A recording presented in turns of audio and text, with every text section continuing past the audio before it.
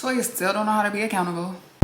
Dr. Simone and Dr. Heavenly, y'all being petty as hell. Both of y'all wrong. I just love Dr. Mimi. And Steve, Tutti, please. I ain't gonna lie. I love how Steve put Dr. Eugene in his place. Because baby, shut the fuck up.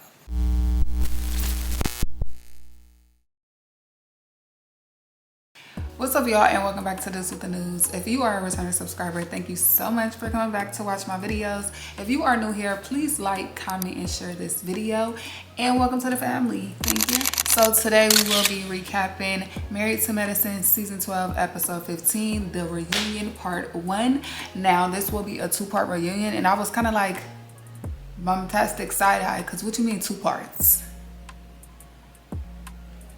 The Real Housewives of Potomac got 3, but this only get 2. And Potomac reunion was underwhelming. No shade. But whatever. If we get 2-part reunion, I mean both parts is gonna be amazing. So I'll take that. But anyway, so let's get into it. So the ladies look beautiful. I think that Toya was best dressed was the bomb, tea as fuck. And I love Dr. Jackie's bob. The bob was bobbing, okay? And they calling you Bob? Like the bob was bobbing, baby. I did not like Simone's hair. I'm sorry, it was looking big, like a big wig. And I don't even think it was a wig. It may be a half wig, but the shit was looking wiggy. Don't like it. But for the most part, everybody looked tea. So of course, y'all know they start off the reunion with the little bits and scenes of everybody entering the dressing rooms and getting ready. And Dr. Simone and Dr. Jackie usually share a dressing room. They have shared a dressing room I think for the last 5 years, or every reunion I think they shared a dressing room, but this year they did not. Simone was mad, and rightfully so. I'm not saying we're gonna get into that though. So Toya package come on and they show like her moving into her new home and a little bit about the Met Gala drama and all of that. So after they show the package, Andy is like, well, you know, the people want to know, are you still living in your home? And you could tell Toya was a little taken aback by that, and she was a little offended. But I mean, it's a valid question because you do move a lot. And that's what he said. He like, you move a lot. Because she's like, where else would I be? In another home. Y'all have moved down there every season. Don't act like it's just an out the blue ass question. But he asked Heavenly, do she think that this is their forever home, like this is it? And she's like, no, I think Toya will be living in a condo by herself. Heavily is shady as fuck. But I'm not gonna lie, I love the little light shade. That was light shade because honestly they all talk about each other's relationships on this show, and I think Heavily and Toya talk about it the most, like go at each other's marriages and shit. So hey. So speaking of relationships, they start to talk about, it starts to get a little nasty, okay? Toya gets very defensive and she's like, she basically don't want the ladies to speak about her marriage. But it's like, Toya, how could you say that when you speak about everybody's marriage? You literally go in on everybody's marriage. You literally have something to say about everybody's marriage, but yours is off limits. Your relationship is off limits. And that's why I say Toya don't know accountability. She don't know accountability. Her husband don't hold her to it. Girl, who the fuck is you? And don't get me wrong, I like Toya, but I don't like that she don't hold herself to the same standard that she hold the girls to. Like, she want them to give her grace with shit that she don't give them grace for. Like, you ain't the top bitch. Okay, you can't get away with everything and then we can't. Like, no. Fuck no. But anyways, I think Quad made the point that if we're going to leave your relationship off the table, I feel like that should be the rule across the board for everyone. And I agree. If we ain't gonna talk about relationships and get on people's marriages, that should be for everybody. Hold everybody accountable to that. Somehow Jackie and Toya starts to get into it. And I low-key think that was because Toya and Simone is kind of like this. And because Simone and Jackie is a little off right now, she caping for her friend. Ain't that your friend? And it's just like, girl, pipe down a little bit. But she starts to talk about Jackie, but then she starts to kind of get at her age. And I'm like, why are you being ageism? You have to say you have spoken on marriage. You or Eugene and your disrespect. Man, to your that husband. age. It looks good on some of us. I mean, menopause. I'm in menopause. Toya, don't age shame. Don't. Babe, Why are you, age or not, Dr. Jackie is fine. Okay? Dr. Jackie looks good for her age. Jackie kind of shaded her because she was like, yeah, some people still look good.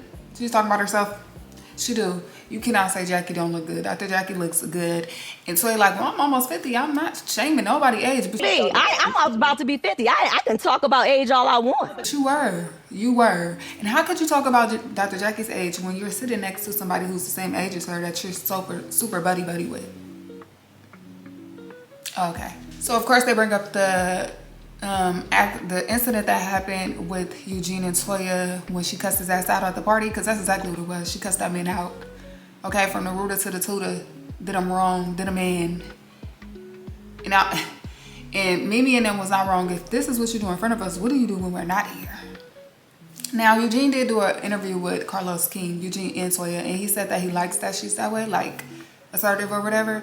And it's cool to be assertive, but she was being disrespectful. She was being disrespectful. And it's cool for him to like an assertive woman, but it didn't look like you liked that. So, yeah. But she said that she looked at it and she was not happy when she seen that. And she said that what they didn't show was that she locked herself in her closet and she was just like spiraling, basically. And she thanked the ladies who did come check on her, which was Quad and Contessa, I believe, for doing that. And she basically said like the other ladies didn't do nothing, and made me like, but you called us hating ass bitches when we tried to look out for you, which she did. And I just didn't like how with that whole situation it was giving victim, because you're not a victim. Toya is very loud with her opinions. She's very opinionated. She speaks on those opinions. So for her to be giving victim, it's like, it don't look good on you, sis. It don't. So I do need to mention that Toya and Quad are first chair. Usually it's Dr. Simone or Dr. Jackie, but this reunion, Toya and Quad is first chair. And so Quad is the next person that they speak to about everything that's going on. Now, of course, they mentioned King. And if y'all don't know, if y'all haven't heard, King is Quad's ex-boyfriend. They are now broken up. They were together during the season, but you could tell it was a little rocky during the season, and they probably was just holding on until, finished filming or whatever. But yeah, they're no longer together. And they bring him up, and Contessa asks, so is that why he's not here? And wait, before she asks that, Andy asked her, like, what was the reason? Why did y'all break up? Was it mutual? And she was like, yeah, it was mutual. And it's just something like, it didn't work out. And she was like, I'm sad over it, but it didn't work out. When it was good, it was good. And when it was bad, it was done. It was done. So Contessa said, is that why he's not here? And she said, I never said that. Like, I never said he wasn't here. I never said that he couldn't come. But Toya was like, but he did. Now, if y'all don't know, Toya, Eugene, and King are kind of like friends. Well, really, Eugene and King are friends. I guess they hang out like outside the show. So that's why Toya got that little inside action or whatever. And she said that he is saying that Quad doesn't want him to be there. And listen, I don't blame her. Like, this is my shit. This is my platform. If we're no longer together, why do you need to come back to my platform to do what? Clear up what? Because I guess he said he has shit to say that he wants to clear up. We don't need clarification from you, my guy. We don't. Would it have been a good old messy time? Absolutely. But do we need it for real? No, because then how do I know your intentions are pure and you're not just coming on here to be shady and say some shit to get your shit off because y'all no longer together? I feel like, no, this platform ain't for you. I gave you a platform when you were with me. Those privileges got revoked when we stopped fucking with each other. Deuces, nigga. So they bring out the newbies, Angel and Brandy. Listen, I think that Brandy was okay. Like, I did not dislike her, but I also feel like she didn't do enough. And I do feel like she was outgoing, she was outspoken, but I feel like it was, I don't know, it just didn't do it for me. I do like Angel. I would love for Angel to come back, but I don't really care if Brandy comes back or not. Like, I really don't. I really, really don't. Nothing really stood out to me where it's like, I want to see her again. I want to see her again. I don't really care. And then when she get on the stage and they talk about the whole birthday thing and the shit with her, Contessa, I just feel like she was putting on. And like I said, she was outspoken during the season, but I feel like she was putting a 20 on a 10 on stage talking about this incident with Contessa. And I love the way Contessa handled it because she kind of like piped her down. She piped her down, and she did that by being nice, respectful, calm.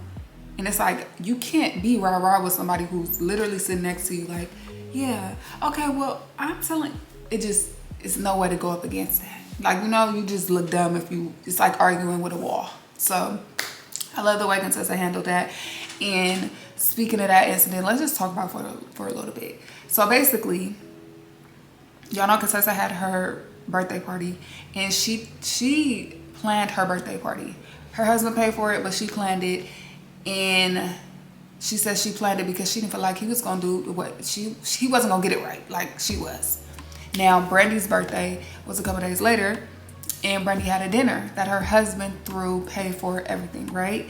And at the dinner they was saying like, Contessa was saying like, well, if this is what my husband would have did, given the reins, I would have been underwhelmed.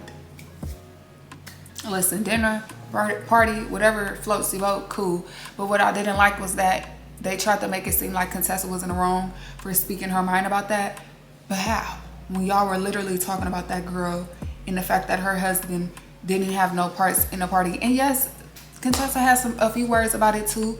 But I mean, she married this man. She been with him for a while. She know his strengths in a relationship. He's never thrown her a party. He may never. So it's just like, I don't know. I just like the way she piped her down and made her change her tone, because they did. She was like, I was happy to celebrate you. That's what Contessa did. She handled it very, she handled it with poise and ease, and I love to see it. Next, they bring up Dr. Mimi, and they show like her life and a little bit behind the scenes. Dr. Mimi is a psychiatrist, so they showed a lot about her like psychoanalyzing the friend group, which she does do, but I mean, it's probably naturally, you know, it comes natural. Now of course her and Toya was not really feeling each other this season, which I also didn't get, because it's like, what's really the beef? What's the real beef? It don't even seem like they gave each other a chance, and they both admitted to that too. And it's just like, what's the beef for real? I just love Dr. Mimi. I love how vulnerable she can be on this show, you know, especially for somebody who's fairly new. I think this is her second season. You don't really get that from too many of the newbies. She opened up about her child and him being autistic and neurodivergent, and how much of a challenge it is on a day-to-day basis to have a neurodivergent child, while also being a working mom, having another kid, and being a wife. Like, that's a lot. And shout out to Dr. Mimi and her husband for, you know, taking care of their family and doing what they're supposed to do. I send all my love and prayers to them for sure. Okay, y'all, I am so tired of talking about this shit. I am so tired of this being like a issue, because I feel like they both are feeding into the delusions, right? And when I say they, I'm talking about Dr. Simone and Dr. Heavenly and this whole pushing and shit, okay? Let's just talk about it. They are both wrong. They are both putting a 20 on a 10. They are both overly exaggerating, okay? I'm talking about overly. Two things can be true, two things can be wrong. Like, first off, Dr. Simone, you said that she touched you. Yes, she touched you. However, she didn't touch you like offensively. She didn't even know you had a problem. She touched you to put her hand over you because she thought y'all was taking a picture, which y'all was. But clearly you had a problem that she didn't know that you had a problem. She didn't know that there was a problem, because the last y'all spoke, y'all was cool. And then what's name came and told y'all about the conversation, and now you are mad. She don't know that you're mad though in this moment. So she's touching you to take a picture. You know you're doing too much. You're being extra with that. Dr. Heavenly, you are too. Did she push you? Nah. Did she kind of like move your arm like, don't? Did she do it with a little, maybe. But is Dr. Simone aggressive? No. Is anybody scared of Dr. Simone? No. Do we think your life was in danger? No. Do we think she was going to put hands on you? No. So the fact that these two women are dragging this for whatever reason, for their own indications, their own stories, whatever,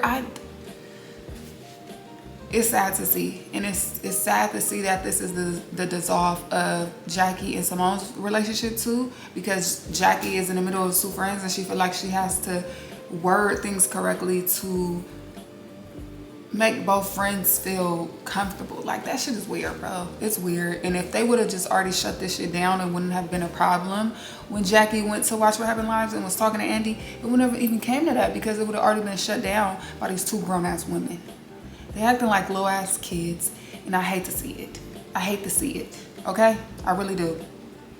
Simone looks fed up though. She's not fucking with Heavenly at all. Like, she don't got a thing for her. And you know what? It is what it is. They got so much back and forth. I don't even give a damn at this point if they friends or not. I really don't. Like, Heavenly might not even be on this season next season. On this show next season if she wins. So at this point, what the fuck ever. Okay? Y'all don't want to be friends? Cool. Speaking of people not being friends, Simone is done with Jackie too, pretty much. She just like, it seemed like she's tired of Jackie playing the field, playing the middleman. She's tired of her humping the fence, as Jackie would put it. She said she was humping the fence, and I feel like Jackie was a little bit wrong in this situation, because she could have just told on the show, on Watch What Happened Live, she could have just been like, no, this didn't happen, this happened, that's it. Instead of saying, I didn't see that. I wasn't there, so I didn't see it. And then he said, well, you seen the footage. And she said something, I don't even remember. But you could have just been like, Simone ain't aggressive. Simone was not, Heavenly was not in danger. Like, we all know she wasn't. So I feel like to even drag this, I feel like anybody who's seen it and watched the clip, you would know there was no real problem there, no real situation. And so I feel like I get where Simone is coming from. Like, listen, I have a career that's built on ethics. Like, you feel me? I'm a doctor. Like, certain shit you can't just put certain jackets on me and let that shit slide. But the thing is, the beauty of it all, there's video evidence. So even if she did try to put a jacket on you, it wouldn't stick. The jacket wouldn't be able to stay on, because there's video footage of it. Nobody would believe it because they can go and see for themselves. It wasn't that. So, like I said, they both need to put this shit to bed, because they're dragging it at this point. Do I want Simone and Jackie to be friends? Yes, because why would you throw a 30+ year relationship away over whatever, humping the fence and not wording things the way you want them to be worded? Now, if she do this shit again, cut her ass off. But 30+ years for this, no, it's not worth it. Of course, y'all know Jackie always comes and sit real close to Simone, and they have their little moment and talk, and Jackie was getting really emotional because they were still trying to make this about Heavenly and Simone and everybody, and Heavenly and Simone and the group. And Jackie like, listen, this is between me and you. I'm talking to me and you. You know, we tune out everybody anyway when it's just us two. And she's like, yeah, we do. I can see the love there. There's still hope. There's still hope. But at the end of the episode, Simone did say there's no room to make up. I'm not willing to do it. I don't want to do it. I don't got time for it. And that's how they ended the episode. So what do y'all think? Do y'all think that Jackie and Simone are no longer friends and it's just over for them? It's not going to happen? Do y'all think that Heavenly and Simone are ever going to be friends? I don't think so. Don't think so. But I think Jackie and Simone do have a little bit of hope. And from the preview, it did look like she was giving her an olive branch. So hopefully she takes it and she do right by Jackie. Hold that bitch tight, because you know you only got one more chance. You probably ain't even got one more. I also can't wait for next week to see, or by the time this video upload, it will be coming out today. Sorry, I know this is late. Sorry, not sorry. I'll be busy. Oh, but I can't wait to see the boys package, the husbands, because Steve is about to put Eugene in his place. It looked like Curtis also put Eugene in his place. You know what? Everybody need to put Eugene in his motherfucking place. Because just like his motherfucking wife, he just feel like he the top motherfucking nigga. And you ain't, bro. You know you wrong. You dead ass wrong. You dead ass wrong. You dead ass wrong. Even in this episode, he tried to say, Steve, you know what? Don't try to boss up on me right now. Didn't you try to boss up on that man? At the motherfucking Met Gala over $300? $300? And I'm saying that $300, that is a lot to some people. But for doctors, $300 is nothing. So for you to try to boss up on me over $300, but now is you taking offense to me bossing up on you for me saying something about you tripping over $300 fucking, it's a problem. Oh yeah, no. Take this. Sit down and take whatever I'm about to dish out. But that was the end of the episode.